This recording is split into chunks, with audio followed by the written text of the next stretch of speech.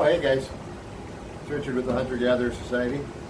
Doing another bit of a harvest here. I wanted to show you these. So the last video I did was harvesting peas, and we got quite a bit. We got about a half a pound of pea shoots, and I had mentioned before that the center part hadn't filled in, and that I was hoping it was. So I put it back outside under the light, and I added a little water. This time I didn't bottom water it. I actually top watered it, but I ran the water through the center to kind of make sure those center seeds were hydrated. Now I did harvest a strip of this today. It was part of our lunch. So we did sauteed pea shoots and some other greens from the patio. Added it with some shredded carrots, some garlic, some mushrooms. Sauteed that all up and served it and seasoned up with pepper and salt and a couple of the seasonings. Made a nice lunch. But I wanted to show you these. There's the harvest part, so you can see how high they are. This is the second growth of these pea shoots. Now, it's possible that I'll get one more. By the third time, they oftentimes will start getting a little bit tougher. They're a little less tender. Sometimes not, but oftentimes they will. And so I'm going to let them go again and see what kind of a third sprouting we get. Because even if I don't use these in like stir fries or something like that, the third batch, if they are a little tough, I can dry them out and then grind them up and add them to the protein powder that we use for smoothies in the morning, which includes the moringa that's also grown here on the patio. Some of the moringa in the protein powder was gifted to us by a local that has an actual, like a full-size tree, but we have been able to use some of the patio moringa for that. Most of it, because it's smaller scale at this point, we use fresh. You know, we use it in tacos or maybe in omelets or stir fries, but we have used a little bit of it for that. So I'm going to harvest this, and then I've got a tray of kale. I'll bring you back and show you that, and that has done really well. That's about 10 days, 11 days in. I could let it go a little bit longer, but I think I'm going to go ahead and harvest it, and we will use it this week a little bit. So one of the things I wanted to point out too is when you're harvesting these, make sure if you cut something down and it falls into the shoots, make sure you get it out of there, because you don't want anything laying down there rotting. That can cause mold issues, things like that. So make sure you take everything out that you've cut, and again, I'll let these go. We'll see what we get for a third harvest. So I want to show you this. I'll bring you back in a little bit for the kale harvest.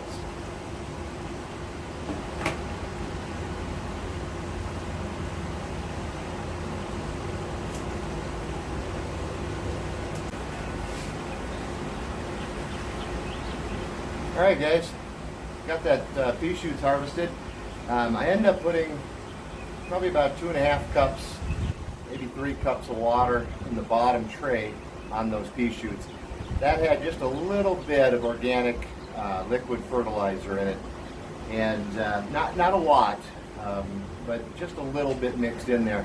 So I'm going to see if that helps the third time, because the dirt, I'm sure, has used up its, whatever minerals and nutrients were in there is probably gone. And so we'll see if that helps at all with that third growth. Again, sometimes you get 3, sometimes you just get 2. It really just depends, but oftentimes I get 2. So this is kale microgreens. I'm really happy with how this turned out. I think I can go a little thinner on the seeds. I went 20 grams of seeds. I think I could back it off to 15 because they got a little thick. I had to keep kind of running my hand across them, and that helps kind of loosen them up, let the new ones grow. This tray is actually, the dirt is maybe only halfway up the tray, so there's quite a bit of shoot inside the tray, but I'll show these to you. They're beautiful colored. They've got a little kind of a purplish tinge even in the leaves. If you look on the corner, you can see that the shoots have a really nice purple color to them. But you can see how thick they are. So I think I can definitely back those seeds down a little bit. And again, if you look there, about halfway up that tray is where the dirt stops. So there's quite a bit of shoot on these here a little bit. So I'm going to try to harvest these with a scissors. It should be kind of interesting. See how that goes. But I'm excited. We'll use this for salads, smoothies, probably sauteing it as well. So let's see what we get.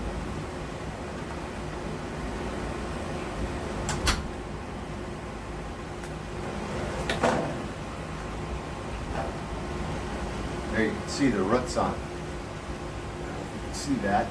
Got a real nice root base to it. Let's see if we can lift this out of there. Yeah, I think we'll lift them up a little bit. All right. Keep your tools close is a good tip. One I'm not adhering to today. So let's see what we got here.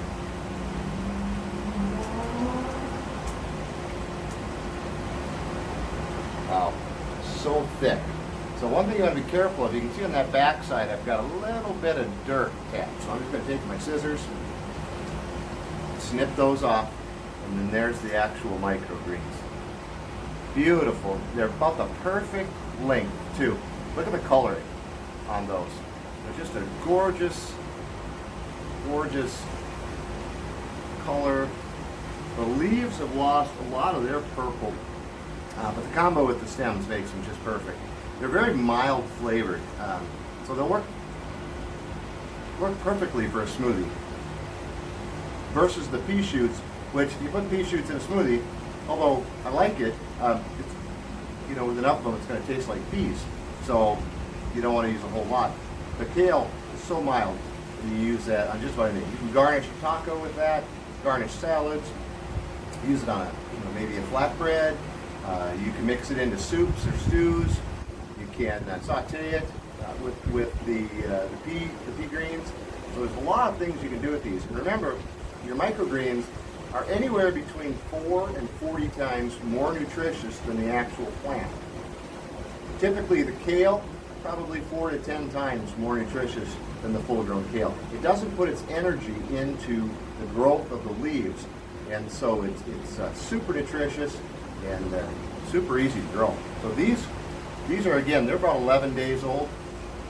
So they sat in weighted trays. So put the dirt in, put the seed on, sprinkle it out evenly, and moisten it so everything's wet.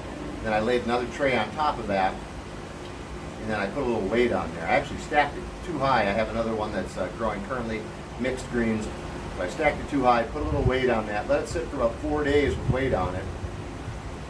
Take it off, flip the top tray over, leave it in blackout for about a day. Take that tray off and get it in the light, and then it'll green up and it'll kind of fill out.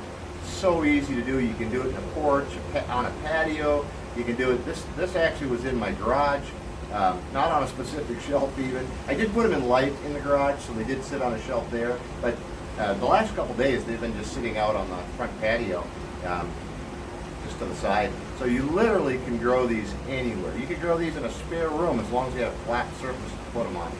And so that's what I really like about it. Super healthy, super easy. You can grow a lot of it, and you can do it very quickly. So let's see what we've got here.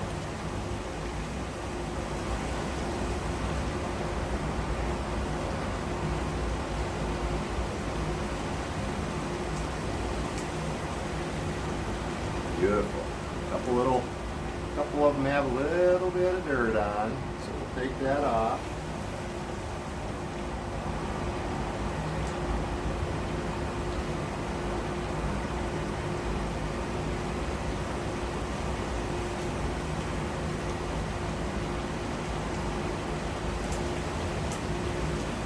I like to use the tip of the scissors versus deeper inside. If you just use the tip, it seems to cut them a lot cleaner, and the scissors don't, gum up is the word, but it just seems to work a lot better.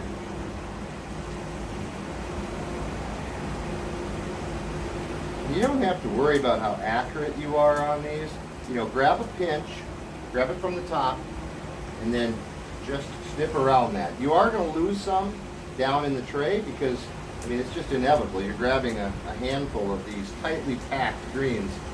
Some of them, you know, will fall back down in the tray, and don't even worry about that. You're going to have so many by the time you're done that, you know, you're not going to worry about a little bit that fell back down. And if you try to start pulling those out of the bottom, you know, you're going to end up with dirt in your bowl. And that's the biggest thing we're trying to avoid right now during this harvest is getting dirt inside that harvest. I mean, you can rinse them off, but it's, you know, they're so tightly packed that it's a little bit tricky. So it's a lot easier if you can just do it now while you're harvesting it. So yeah, I guess the moral of the story there, don't be too finicky about how you harvest. You're not going to waste much. Now, if you have an outdoor garden, once you're done with this, so this was grown in regular organic potting soil. Once you're done harvesting these, you can pull out the dirt and the roots. It'll make it's a hard pack, so it'll peel right out of here. And throw that in your compost because that'll make fabulous compost. It's organic soil. There's no mats or anything underneath this, and it'll break down really nice and easy and just make for wonderful compost. And all the nutrients that are in those kale shoots can be returned back to your garden and help you grow all of your other plants, which is a great circle.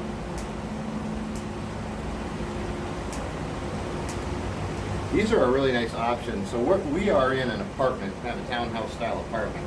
So the patio that I have, you know, is just a small one off of that. And so these work really well if you're in, you know, a small house or an apartment, townhouse, something like that. Because again, they don't require a lot of space to do them. If you've got a flat surface, 30 inches, you know, long by, or not even that, really 20 inches long by 10 inches wide, whether it's on a shelf or on top of a table or dresser, you can grow these. You honestly don't even need that. You could set them in your garage, out on your patio. You're putting them in dark out for a while by just flipping the trays over. And so even if they're out in the light initially, the trays will act as the blackout.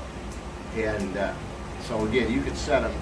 The only thing I would be cautious with when they're really young, especially if you're in a hot climate, is if you're going to do them outside, don't put them where the sun is going to beat down on those black trays. Put them in a shady area. That's what I like about the garage. Because if you put them out in the sun with that black cover on, I mean, it's going to act like an oven, and it's absolutely going to cook them. And we don't want that. We want those young shoots to get a nice start. And then once they've grown up a little bit, you know, they get a little bit more sun tolerant.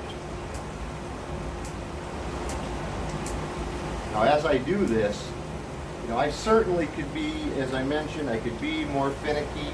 You know, there's probably an inch a shoot here, but I'm really looking for those upper greens anyway. I'm not overly concerned with a half inch or, you know, even an inch of the purple shoot below. I'm looking for those top greens.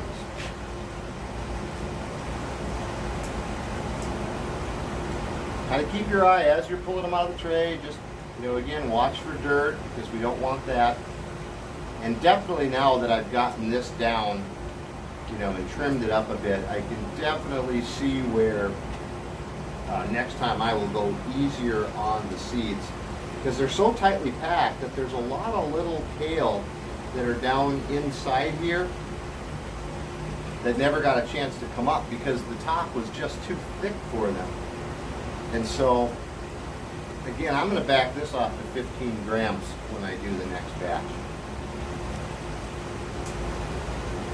Now I'm just kind of going back and trimming up some of this shorter stuff here that I missed.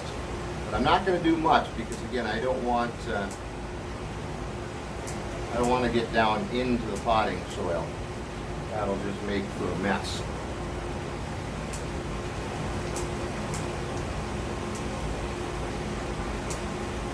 So this is kind of cleanup. So what I'm doing is I'm very gently grabbing onto it, and some of this is so packed that it will lift up, and when it does that, then I'm able to snip off a handful of that.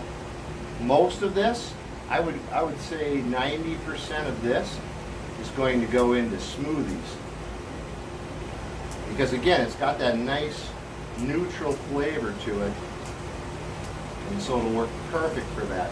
So even these younger shoots, right now what I'm doing is I got a little bit of dirt in there, so I'm trimming that out. Those younger shoots, the purple parts, I mean, they'll just be absolutely perfect in a smoothie. And as much as I said, you know, don't worry about wasting some, I'll take as much as I can get. So I'm going to go ahead and keep harvesting these and get them ready for smoothies tomorrow morning. And it's time, it's Saturday, so it'll be time to head out for a bottle of wine and a nice dinner. So, got to do the urban farm chores. Once that's done, time to play. Thanks for tuning in, and we'll see you on the next harvest.